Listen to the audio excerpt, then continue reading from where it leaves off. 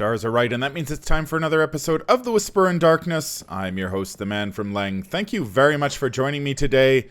On this episode, I am taking a first look at the Search for Kadath, the first Mythos pack in the Dream Eater cycle.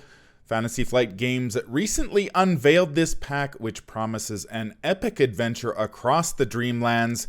If the investigators want to prove that the Dreamlands exist, they must find unknown Kadath, an ancient castle atop a mountain that is home to the dream gods of Earth. That will prove to be easier said than done, since the precise location of Kadath is unknown. Before we get started, I'd like to thank the patrons of this channel for their tremendous support. The Arkham Horror LCG community is amazing, and these people have gone above and beyond to bring you content like this preview. If you'd like to become a patron and support the channel's goals and see your name in lights, follow the link down below, sign up for a tier of your choice, and claim your rewards. That would be awesome. If you enjoy what you hear, remember to like, comment, and subscribe. Unknown Kadath awaits, so let's get started. The Search for Kadath has the investigators pick up where they left off from the Dream Eaters Deluxe expansion. If the investigators are to have any hope of saving those who followed Virgil Grey down the steps of slumber and through the Enchanted Wood, they must find Kadath and return with proof that the Dreamlands are in fact real. Kadath is the key because only the castle has the power to bring their discoveries into the waking world. However, there are a couple problems. Only one person from the waking world has ever been to Kadath, and the city is incredibly hard to find. The investigators' best course of action is to visit various locations in the Dreamlands, uncovering lore about the world of sleep, and hopefully clues to the location of Kadath. Based on the information in FFG's preview article, the Search for Kadath is likely to draw heavily on H.P. Lovecraft's novella, The Dream Quest of Unknown Kadath. In the novella, Randolph Carter embarks on a quest for the fabled castle, which he discovers north of the Plateau of Leng and Equinox, a large city chiefly known for its onyx quarries and mines. When Carter arrives in Kadath, he meets a pharaoh-like man who later reveals himself to be Nyarlathotep, the Crawling Chaos. Nyarlathotep informs Carter that the dream gods of Earth have abandoned Kadath in favor of another city glimpsed by Carter in his dreams.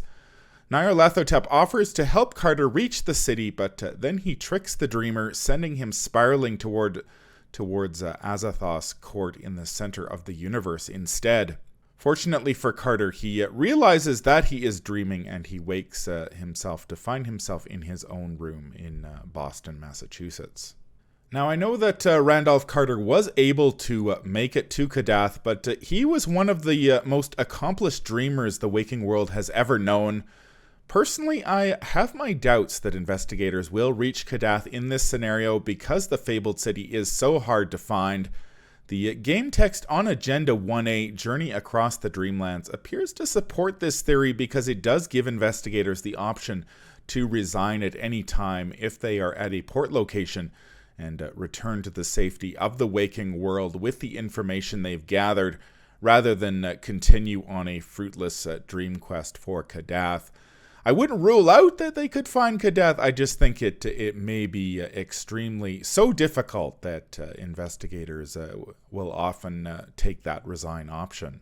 FFG bills the Search for Kadath as an epic quest that will have investigators visiting iconic locations in the Dreamlands while battling enemies as strange as the Dreamlands themselves.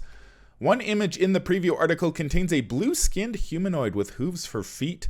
Could this be the man from Leng I have been waiting for? I can't wait to find out.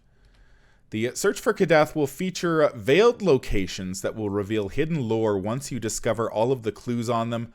I'm working on the assumption that the veiled locations will be similar to the locations in Dim Carcosa, the final scenario in the Path to Carcosa cycle. Veiled locations will likely begin the scenario in play or enter play after you advance the act deck. And once you've discovered all of the clues on them, you'll flip them over and resolve the game text on the back. FFG's preview article spoils 5 of the locations in this scenario: Sarnath, Forbidden Lands, Kadatheron, Hazuth Clegg, and Illichvad. There is information about each of these locations scattered about online and in the old Dreamland supplement published for the Call of Cthulhu RPG by Chaosium. So let's take a quick look at what we know about each of these locations. Sarnath is a vast, decadent city located on the edge of a river in the region of Manar. Sarnath was known for its splendor and beauty. Princes and kings would travel to the city to marvel at its opulent palaces, gardens, and temples. Unfortunately, the people of Sarnath obliterated the city of Ib and its inhabitants, whom Lovecraft describes as a silent people with bulging eyes, pouting, flabby lips, and in hue as green as the lake. 1,000 years later, Bokrug, a great old one worshipped by the beings of Ib, avenged the city's destruction, wiping Sarnath off the face of the Dreamlands, transforming the area where it stood into a muddy plain. Sarnath's game text is obscured by the card fan, so it's unclear whether it is a veiled location or not. It does appear to have one clue per investigator, and investigators cannot flip Sarnath over unless they know what happened to Ib. So perhaps the obliteration of the city of Ib will be of some importance in the Dreamlands, in the Dream Eater cycle moving forward. The Forbidden Lands is the name of a desolate region on the eastern continent beyond Uth-Nargai. It's a hellish landscape full of volcanoes, lakes of fire, and bizarre nameless creatures. King Keranes of Selefe has forbidden this region to humankind, and any dreamer caught trying to enter is regretfully imprisoned. Much like Sarnath, the Forbidden Lands game text is obscured by the card fan, so I can't tell whether it's a veiled location, but we do know it is a 6-shroud location that will likely require the investigators to pass some sort of combat skill test in order to flip it over. There is also the possibility investigators will take some damage if they fail that check. Kadath is one of the oldest cities in the Dreamlands, built long ago along a river in Imar by shepherd folk who rode horses, camels, and elephants. All of Dreamland's history is kept here on tall brick cylinders that serve as a record storage for the city and the world. The city also apparently contains the knowledge of Ib's destruction, so that creates a stronger link with that Sarnath location. The city is ruled by a wise, though evil-tempered king, and travelers are unwelcome. In the game, Kadath is a 5-shroud location with the Emnar ancient city and port traits. It's veiled, and you may take 3 actions to draw 5 cards, which is fitting considering the city's relationship with intellectuals and knowledge. Hazuth Clegg is not one of H.P. Lovecraft's creations. It appears in a short story of the same name written in 1975 by Gary Myers. It was very hard to find a suitable image for the city, but the description reminds me a lot of the setting of the Bloodborne video game, so I decided to go with that. Hazuth Clegg is a grim, nightmarish city of dingy, twisting streets and basalt towers where the simple rules of architecture do not seem to apply. The Onyx Temple of Unattainable Desires sits across the street of the Pantheon from a low, terrible house of Sa. Hazuth Clegg holds many temples lit by red lamps to disreputable gods. In game terms, Hazuth Clegg is a 4-shroud location with 1 clue per investigator. It has the Uth-Nargai and city traits. It has the keyword, veiled keyword, but it doesn't have any other game text. Finally, there is Illichvad, a fabulous town of turrets atop the hollow cliffs of glass, overlooking the Twilight Sea, wherein the bearded Nori build their singular labyrinths. Illichvad's king comes once a year to the Temple of Loveliness in Kiran. It may well be the marvelous sunset city dreamed of by Randolph Carter, which instigates his great quest. If Nyarlathotep is to be believed, that would also make it the new home of the dream gods of Earth. From a game perspective, Illichvad is a 2-shroud location with 1 clue per investigator and the Forbidden City and port traits. It is veiled, and while investigators are at Illichvad, they reduce the cost of the first spell, ritual, or relic card played each round by 1. It is also worth a victory point. So this location is obviously very good for any mystics in the group. The Dreamlands are nothing if not vast, and I'm looking forward to exploring them in this scenario. Now, I believe only 4 of 8 Mythos packs in this cycle will be set in the Dreamlands, the remainder taking place in the Waking World. That's a little disappointing considering how much territory there is to cover in the Dreamlands. Perhaps the final 3 Mythos packs in this cycle will explore specific locations in greater detail. Certainly, I would be very excited about making another trip to the Plateau of Leng to see my brethren there. FFG's preview article spoils 3 player cards: First Watch, Scroll of Prophecies, and Jessica Hyde. We'll take a look at those now. First Watch is a 1-cost Guardian event with Intellect and Agility skill icons and the Tactic trait. It has the Fast keyword, and you may play the card when the Draw Encounter card step of the Mythos phase would begin. It has the following game text: instead of resolving that step, look at the top X cards of the Encounter deck, where X is the number of investigators. Deal those cards among the investigators as you wish, dealing no more than 1 card to each investigator other than yourself. Then, one at a time, each investigator draws the cards dealt to them. Guardians and off-class Guardians have received several cards that let them manipulate what investigators draw from the Encounter deck. Let Me Handle This, a free event from the Path to Carcosa, allows a Guardian to step in and resolve a non-peril Encounter card on behalf of another investigator, while On the Hunt, a 1-cost Guardian event from Black Star's Rise, lets a Guardian or off-class Guardian search the top 9 cards of the Encounter deck for an enemy rather than draw an Encounter card. Obviously, First Watch is a multiplayer card. If you are playing a 4-player game, the Guardian or off-class Guardian would look at the top 4 cards of the Encounter deck and distribute them as he or she sees fit. I really like this type of ability since you get to tailor the investigator's Encounter deck draws to their abilities. The Guardian can take the enemy while the Mystic gets the card with the Willpower skill test, and so on and so forth. What may not be immediately apparent to some players is that the Guardian or off-class Guardian who plays First Watch may deal as many of those Encounter cards to themselves as they would like. In a 4-player game, there's nothing stopping the investigator from drawing all 4 cards, sparing the other investigators at the table an Encounter card draw for a turn. That's a great option to have, especially if you draw multiple enemies and you've got some way to deal with them all, such as the MK1 grenades from the In the Clutches of Chaos Mythos pack.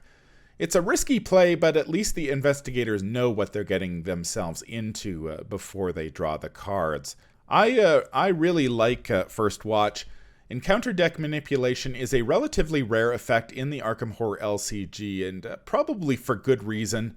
A little Encounter deck manipulation is okay, but too much would really threaten to tip the balance of the game too far in the investigator's favor. I think First Watch strikes the right balance, forcing investigators to draw Encounter cards while giving them a little more control over who draws what during the Mythos phase. I think we've all been there where the Guardian has drawn the card that the Mystic would be better off drawing, while the Mystic has drawn an enemy that the Guardian would love to see. This helps you get around that. If the Guardian or off-class Guardian who played First Watch wants to be truly heroic, they can draw all 4 cards themselves, and that sort of ability could be a real lifesaver toward the end of a scenario when you're making that final push. Really good stuff here from designer Matt Newman. The second card spoiled in the preview article is Scroll of Prophecies. It's a 3-cost Mystic asset with a Willpower skill icon and the item and tome traits. It enters play with 4 secrets. You may take an action and spend 1 secret to choose an investigator at your location. That investigator draws 3 cards, then discards 1 card from their hand. Scroll of Prophecies takes up a hand slot. Draw is one of the most powerful abilities in any card game, and the same is true in the Arkham Horror LCG. However, Draw is an extremely rare ability in the Mystic class. There are only 2 cards that let you draw a substantial number of cards, and by substantial I mean more than 1. Sacrifice 1, a Mystic event from the City of Archives, will net you 3 cards in exchange for a Mystic asset in play, while Deny Existence 5 from In the Clutches of Chaos also has the potential to draw you a lot of cards, as long as you are hit by an effect that forces you to discard cards first. Scroll of Prophecies nets an investigator 2 cards, which is actually quite good since most other assets will draw you only 1. Discarding a card is a negative, but an investigator such as Wendy Adams, who can play events from the discard pile with her signature asset, Wendy's Amulet, can turn that into a plus. It's important to note that unlike most assets with similar abilities, Scroll of Prophecies does not exhaust when you trigger it. As long as you've got the actions and secrets to spare, you can trigger Scroll of Prophecies as often as you like during your turn. Daisy is the most obvious candidate to play Scroll of Prophecies since it is a tome, and Daisy gets an additional action each turn to trigger tomes. Daisy could trigger Scroll of Prophecies 4 times on her turn, drawing 12 cards and discarding 4 for a total of 8. Scroll of Prophecies gives Daisy the ability to sculpt her hand like few other cards can, or she can spread that draw around to her fellow investigators if need be. Say if your Guardian doesn't have any weapons, Daisy can just let them draw cards until they get the hand that they like. If 4 secrets aren't enough, Daisy may also play Enraptured and Truths from Fiction, of course, from the Boundary Beyond, which add 1 or 2 secrets on Scroll of Prophecies, respectively. Scroll of Prophecies isn't quite as good in regular Mystics, since they don't enjoy the benefits of Daisy's additional action. I'm usually not a fan of cards that take an action to play and an action to trigger, because it is fairly labor intensive. That said, Mystics don't really have another good option if they want to draw a lot of extra cards, whether they're using that draw to find their key spells or set up some sort of killer combo. Spending a turn or two to completely reshape your hand is time consuming, but it could set you up for the remainder of the scenario, so it is something worth considering if you need certain cards for your Mystic to be effective. Scroll of Prophecies is another promising card. The fact that you don't exhaust it when you trigger it means that you or another investigator in the group can draw very aggressively rather than parcel out that draw over the course of several turns. Daisy is obviously a fan of this card due to her additional action, but other Mystics may find something to like here as well. Mystics are notorious for being slow burn investigators, very slow to set up, but quite powerful once they get going. Scroll of Prophecies may be just the thing to light a fire under them early during a scenario, giving them the fuel they need in order to make a greater impact earlier on in the game. The final card in the preview is Jessica Hyde. Wrong place, wrong time. She's a 3-cost survivor asset that will cost 1 experience point. It has a combat skill icon and the ally, Wayfarer, and Cursed traits. While Jessica is in play, you get +1 combat skill. She enters play with 2 damage on her. However, as a response, you may heal 1 damage from Jessica after your turn ends. She takes up an ally slot and has 3 health and 1 sanity. Peter Sylvester, a survivor ally released in the Dunwich Legacy, is one of the best cards in the game. His skill value bonuses, coupled with the ability to soak horror turn after turn, has saved me more times than I can count. Jessica Hyde is a lot like Peter Sylvester, except she soaks damage rather than horror. Jessica enters play with 2 damage on her, but that's not much of a drawback, considering you get to heal 1 of those damage as soon as your turn ends.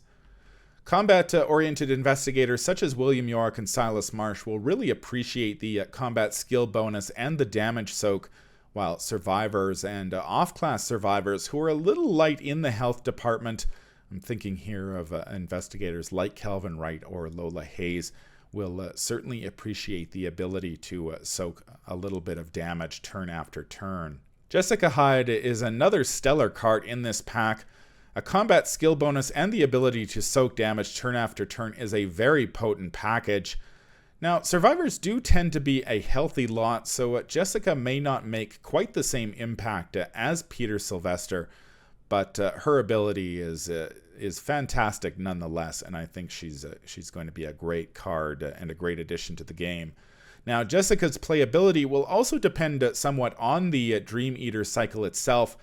If the cycle features a lot of small enemies that deal damage rather than horror, Jessica's damage soak is going to be absolutely amazing if you're getting pinged a lot by those small enemies.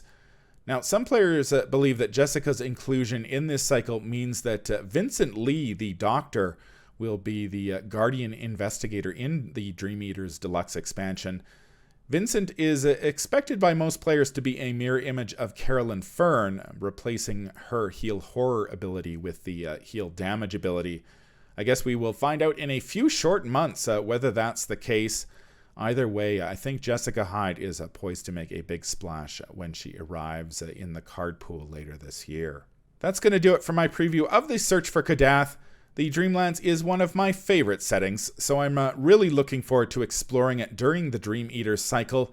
I'm a little worried that we're not going to see all that much of it, since only half of the Mythos packs in this cycle are expected to take place in the Dreamlands. However, the Search for Kadath does promise an epic journey, so I can't wait to see how many locations and enemies designer Matt Newman can cram into this Mythos pack. As for the player cards, First Watch, Scroll of Prophecies, and Jessica Hyde look like fantastic additions to the game. If the rest of the player cards in this pack are as good as these three, it is going to be a very good pack indeed. That's going to do it for this preview. If you enjoy what you hear, remember to like, comment, and subscribe. Make sure you head over to Patreon and sign up to become a patron of the channel and reap your rewards. If you need to contact me, I can be reached at manfromleng@gmail.com. I'm also on Twitter at manfromleng. Until the stars are right, keep your shotgun close and your elder sign closer. Take care out there, and happy investigating.